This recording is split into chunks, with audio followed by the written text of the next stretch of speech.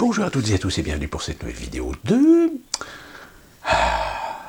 La gifle, la baffe, la tarte atteint l'Ermitage.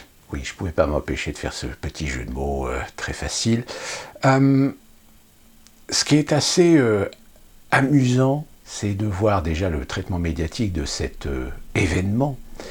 Macron qui se prend une gifle, et de voir surtout comment finalement ces médias et cette presse ont une fâcheuse tendance à tourner les choses. Et ce qui est très amusant, c'est de voir d'un organisme de presse à un autre le vocabulaire qui est utilisé pour essayer de convaincre le lecteur d'une certaine orientation de l'auteur. Sauf que il y a quand même quelque chose que moi je voudrais soulever. À l'origine, cet individu n'était pas tout seul, ils étaient trois. Ils étaient trois. Pourquoi ? Tout simplement parce que on les a vus en interview 1 heure avant l'arrivée de Macron chez Quotidien.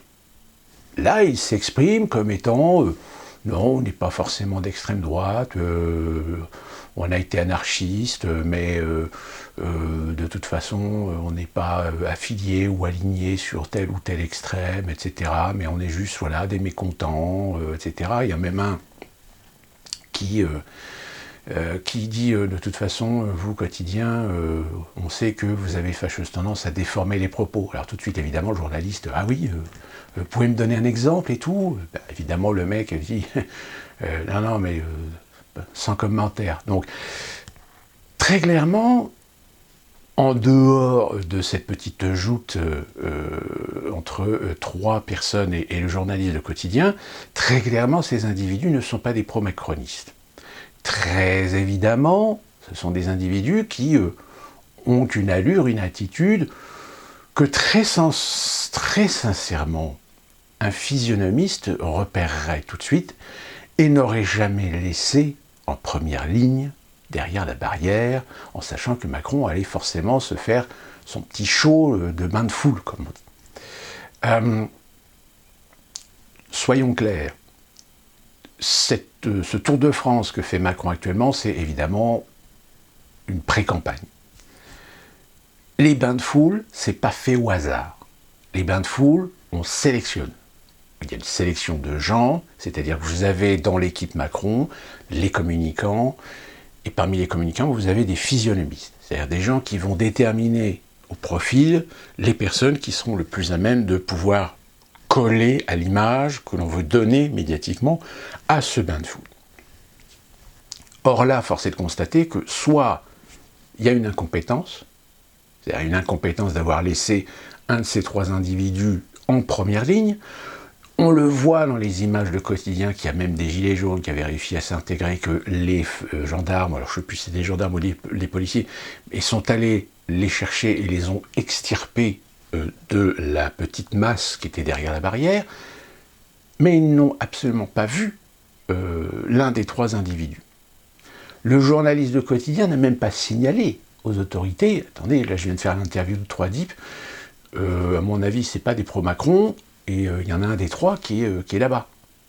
Non, rien.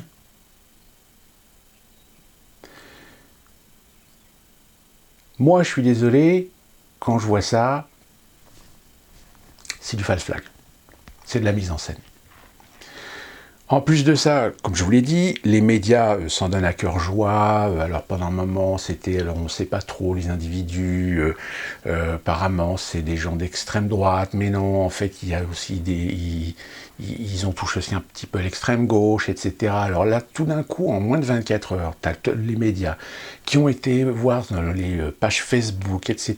Ils ont trouvé des trucs, des machins. Alors il y a le mec, il est abonné à des tas de comptes, et sur les centaines de comptes où il est abonné, ils en ont trouvé 3 qui sont des comptes souverainistes, des comptes de propos d'extrême droite, etc. Alors là, ça y est, hop, vous savez, là, on voit bien, là, on est en train d'aller vers la droite, non, pas, merde, il y a des trucs à gauche, ah, merde, c'est, non, ça y est, oui, on a été, ouais, il y a un des trois, là, ça y est, on a été chez lui, on a trouvé un bouquin, on a trouvé Mein Kampf, c'est un gars d'extrême droite, et... Et alors, ce qui est formidable, c'est qu'il y a même des presses qui ont donner ultra-violence. Ultra-violence. Si c'était de l'ultra-violence, je peux vous dire que Macron, c'est pas une gifle qui serait ramassée, c'est carrément une grosse patate. Ça, c'est de l'ultra-violence. Là, il s'est pris une petite giflette, vous voyez. Et c'est vrai qu'inversement, alors évidemment, on insiste bien sur le fait que toute la classe politique a trouvé ça inadmissible, a condamné, etc. Forcément, parce que la classe politique, quand elle voit qu'un président se prend une gifle, ils se disent « Oh là, si ça commence à monter comme ça, nous, c'est pas des gifles qu'on va se prendre, c'est des pains dans la gueule. » Donc là, tout d'un coup, non, il faut condamner, il faut absolument condamner. Ah oui, vous condamnez, mais vous ne tirez pas la leçon, le fait que c'est quand même le président de la République qui vient de se prendre une baffe. Pourquoi il s'est pris une baffe ? Est-ce que c'est juste parce que c'est des petits gars d'extrême droite qui font du blougi-boulga idéologique, etc. Parce que là, ils pataugent, la presse, ils n'arrivent pas à trouver ce qui pourrait vraiment coller au profit du petit facho d'extrême droite. C'est vraiment des gens qui touchent un petit peu à toutes les versions, à toutes les idéologies, etc. Tout ça pour refuser de dire que finalement, c'est peut-être des mecs qui sont comme beaucoup de Français, qui en ont tellement gros sur la patate, qu'ils en ont rien à foutre d'être en face d'un mec qui a été élu et qui est président de la République. C'est un homme qui est une merde et qui s'est pris une baffe. Seulement ça, évidemment, l'étiquette n'autorise pas ce genre de familiarité à l'encontre d'un président. C'est un peu d'ailleurs comme on ne peut pas s'autoriser à filer une baffe à un roi ou à une reine. Et c'est là qu'on se dit, finalement, pourquoi on a fait la Révolution en 1789 ? Parce que finalement, mis à part les étiquettes, on se retrouve un peu dans les mêmes situations. On a la noblesse, qui est tout ce paysage politique, bourgeois, bobo, intellectuel parisien, qui place leurs petits pions en province, par l'intermédiaire de préfets et de maires, de présidents de région, etc., qui sont les comtes, les ducs, les princes, etc. Vous avez les clergés qui sont finalement les intellectuels, les artistes, les médias.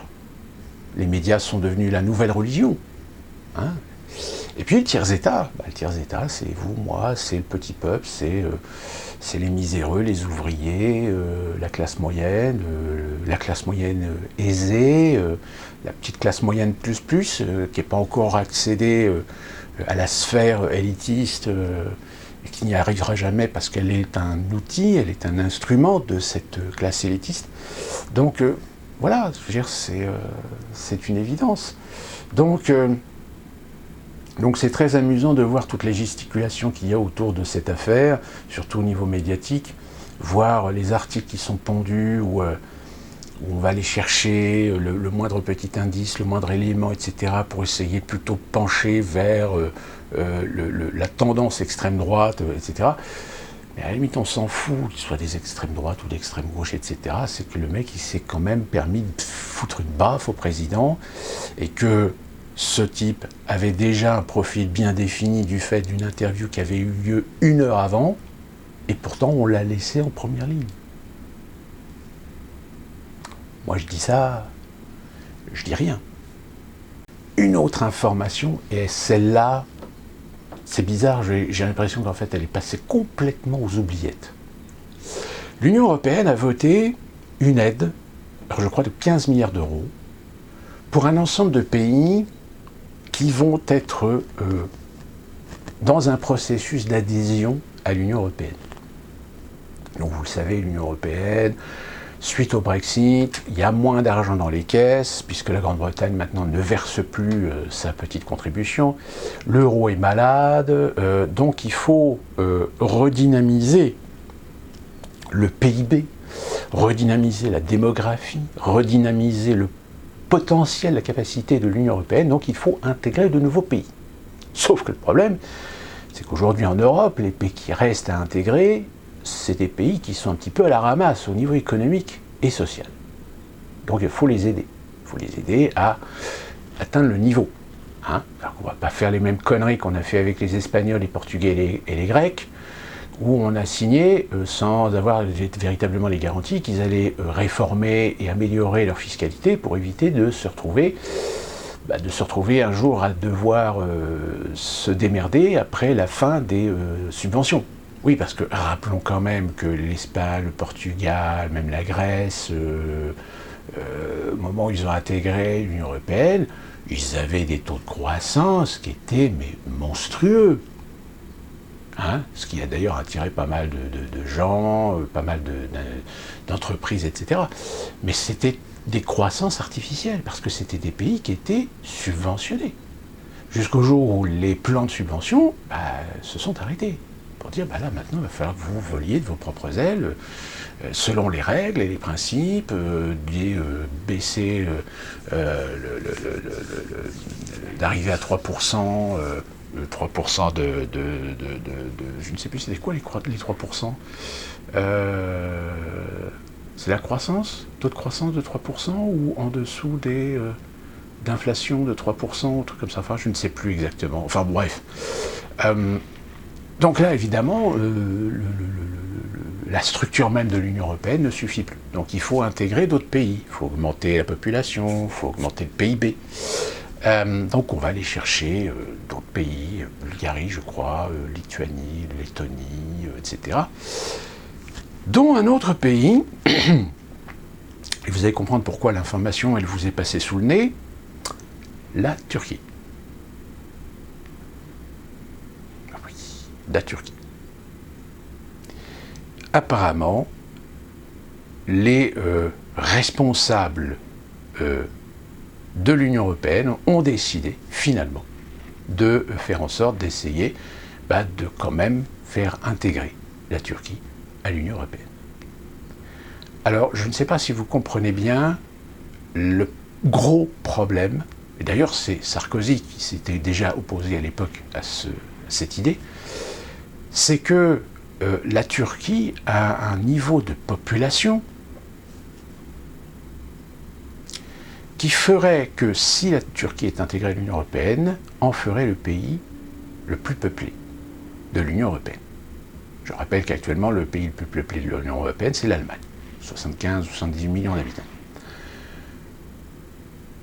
Ce qui veut dire que la Turquie bénéficierait, selon le principe démocratique de la proportion, un nombre de sièges au Parlement qui ferait que, par conséquent, la Turquie serait alors en position de faire en sorte que l'Union européenne intègre, je dis bien intègre, le fait que l'islam soit une religion reconnue dans tous les pays de l'Union européenne. Et de fait, que toutes les célébrations, que toutes les particularités, que toutes les revendications de tradition que impose l'islam, même l'islam rigoriste, soient légales et autorisées. Ce qui veut dire que dans les pays européens, ceux qui voudront appliquer la charia, auront le droit de le faire puisqu'ils seront protégés parce que la Turquie fera en sorte que tout ce qui provient de l'islam sera autorisé et ne pourra pas être interdit par quelque pays de l'Union que ce soit. Et voilà. Alors, pour l'instant, ce n'est que projet. Mais quand on lit ça et qu'on se rend compte qu'il n'y a pas un seul organisme de presse, que ce soit Le Point, l'Humanité, Le Monde, Libération, le JDD, ou même LCI, CNews, France Télévisions qui en parlent, on comprend qu'on souhaite que les gens évitent de comprendre qu'on est en train de faire dans leur dos ce qu'on a toujours réprouvé de faire, justement parce que, par principe, ça risquerait de mettre en péril certaines valeurs et principes démocratiques nationaux, souverains, et plus particulièrement pour la France, et sa laïcité, qui est déjà bien mise à mal. admettons-le. Donc voilà, petite info à garder sous le coude, parce que soyez pas surpris si un jour vous apprenez que on va fêter avec tambour et trompette l'adhésion de la Turquie dans l'Union européenne. Là, ce jour-là, très clairement, il faut absolument sortir de ce machin. Et enfin, autre information, et on va terminer là-dessus. Vous le savez, la crypto-monnaie, certains sont contre parce qu'ils considèrent que c'est instable, d'autres considèrent que c'est se libérer des contraintes des banques nationales. Sauf que, au fur et à mesure du temps, vu que les monnaies nationales, les monnaies internationales d'échange sont malades, eh bien, on a eu Madame Lagarde, qui est dans la BCE, qui a suggéré l'idée de créer un euro numérique, donc un crypto-euro, pour essayer justement de donner une possibilité concurrentielle sur un marché qui se développe, mais dont d'ailleurs beaucoup disent que c'est encore très instable. C'est très instable, oui, parce que extrêmement volatile, mais force est de constater que là récemment, ceux qui avaient acheté des bitcoins il y a peut-être un an, là, ils se sont quand même fait des couilles en or. L'inconvénient, c'est qu'évidemment, le bitcoin, s'il a la fâcheuse tendance parfois de grimper très rapidement, il a aussi la fâcheuse tendance de s'effondrer encore plus rapidement. Donc si vous n'êtes pas suffisamment réactif, évidemment, vous risquez de perdre énormément d'argent, surtout si en plus, comme c'est le cas aujourd'hui avec un certain nombre de banques qui, finalement, il y a quelques années, disaient « Ah, crypto-monnaie, il faut éviter ça, machin ». Non, aujourd'hui, et vas-y que j'investisse dans la crypto-monnaie, vas-y que j'investisse dans le bitcoin, et je ne sais plus quelle autre devise numérique. On s'est dit, si l'euro se met au numérique, le yuan se met au numérique, on se disait, mais alors le dollar? Eh bien, v'là pas qu'on vient d'apprendre que finalement, le dollar va finalement se mettre également dans le jeu des crypto-monnaies, va se mettre également à faire du dollar numérique. Alors peut-être que si vous n'êtes pas très informé sur la chose, ça peut peut-être pas forcément vous dire grand-chose, mais je peux vous garantir une chose, c'est que sur le marché monétaire, si demain les monnaies internationales, les monnaies du panier international, qui je rappelle est la livre sterling, le yuan, l'euro, le yen et le dollar, si ces monnaies se mettent à faire de la crypto-monnaie, c'est que quelque part, ils savent que la monnaie traditionnelle, la monnaie fiduciaire, ses jours sont comptés. Je vous donne ça comme ça, posez-vous sous le coude et gardez-le jusqu'au moment où on commencera à voir les choses un peu plus concrètement. Et d'ici là, pour cette petite vidéo, on va s'arrêter là. Et que puis-je vous souhaiter, si ce n'est de bien vous porter et qu'on se retrouve très prochainement pour une nouvelle vidéo.